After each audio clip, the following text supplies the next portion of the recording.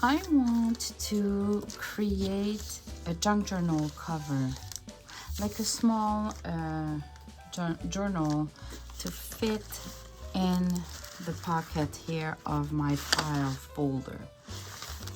So what I'm gonna do is, I had the the page printed, but I didn't print the back. And I love, you know, the journal will be a little bit like that for the cover. And I'll tear all the sides because I like the shabby chic style, but I don't want the white inside. So there's different things you can do. I could print something else inside, put it back in the printer. I could glue coffee stain paper. I could use a chic stick where she spray coffee and let it dry, and it kind of stains it. But I thought I could share with you how to use stencils. So I'm gonna play with the stencils to make a background on that page. And I'm gonna use, I could use the vintage photo, which is my default or standard brown, but I thought I should maybe use some pink, so I'm gonna use that tattered rose. And honestly, any kind of pink should probably work, because if you look at the pinks and purples, you have plenty of different shades there. So, and I'm gonna use the antique linen just to have soft colors here. So I'm gonna use different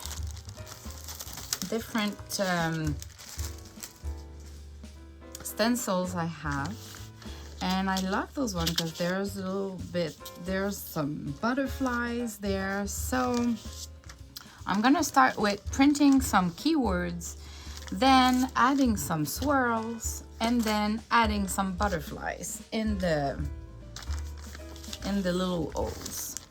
What I like to use when I do stenciling is those brush. So you can mix the colors as well. You just have to kind of erase and you're good to go to switch colors. So I'm gonna use the pink to start with, putting colors there, and then I just brush. Just pay attention to not get the other designs on the side, unless you want to take the whole sheet and just do it like that. If you're afraid that or the design are too close, you can put a masking tape on top of it too. All right, that looks good. So maybe I can put another one.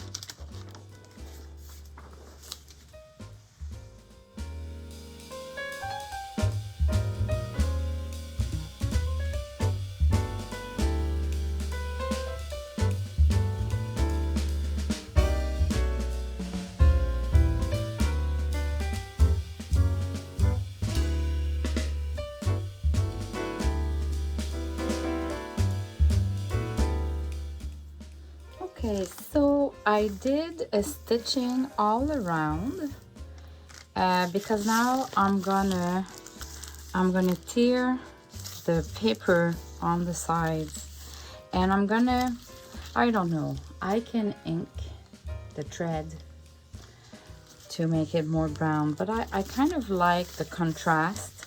So inside it looks like that.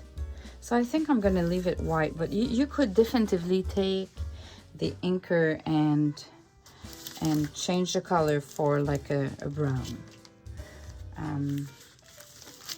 Yeah, I'm gonna leave it white.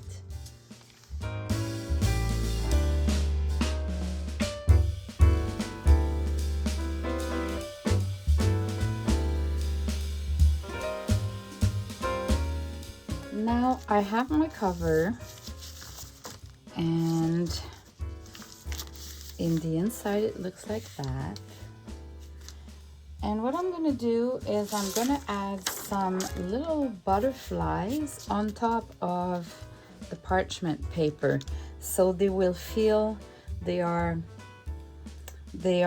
lifted compared to the words and the designs.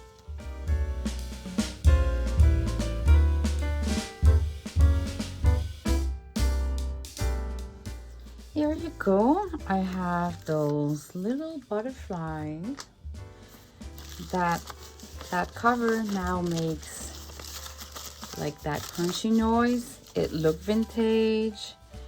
It's, yeah, I like it. I really like it.